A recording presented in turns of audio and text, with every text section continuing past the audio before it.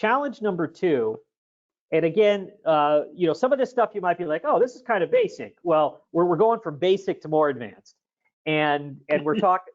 We advertised this webinar as 7 steps you can take. We're really going to give you 9. We probably could have come up with another 6, but we thought we'd stop at 9 just to manage time. So we're going from basic to advanced. But another thing we commonly see is that companies will have their users set up, even if they're on corporate machines. So this is kind of like, let's go to the next layer. You've got company-owned machines, but they're not set up correctly. And what we often see is that the employees are set up as local admins on their machine. And from a convenience perspective, why do you do that? Well, you do that because people can be independent. They can install all the software tools they need to do their job. The challenge is when you have users who have local admin access on their machine, it's really a hacker's dream, because they have full control of the machine. You can do all sorts of nefarious reconfigurations to the Windows operating system and really hide that somebody else has control of the machine. In the hacking community or cybersecurity community, that's called persistence, where a threat actor gets control of a machine.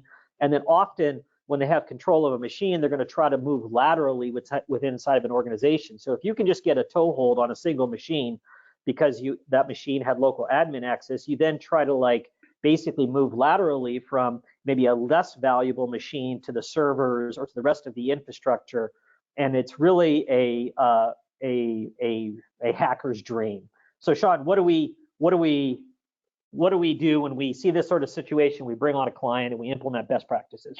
Yeah, so the first thing we're going to do is remove local admin access.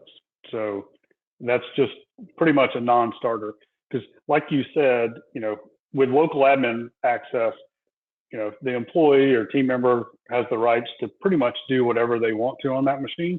And so does an attacker that happened to get on that machine as well. So we recommend removing local admin rights. Now, one of the challenges that we have whenever we remove local admin rights and go to kind of this least privilege model, and there are certain things that you kind of need admin level access to be able to do on the machine. And you don't want to always have to contact, IT to be able to do some simple things. Like an example that I just saw today, I was switching out my network card and disabling it. And if you're not a local admin, you're not allowed to adjust any of your network settings. Well, we use a tool that allows us to do kind of elevated access or privileged access management to give certain administrative rights on a machine without making them an admin on the machine. So that's one of our best practices that we do in this kind of least privilege, zero trust kind of approach that we take.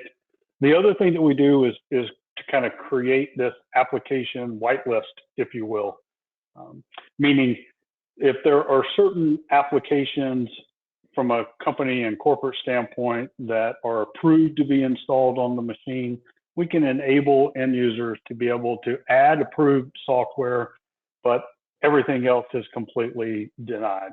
So that's kind of what we mean there with this kind of reduced friction with application kind of allow list and that auto elevate technology. So giving them the ability to install a printer if they need to, because that's an admin level task, we're able to kind of auto elevate that and be able to provide them the level of kind of local kind of administrative access that they might need, but not giving them local admin access.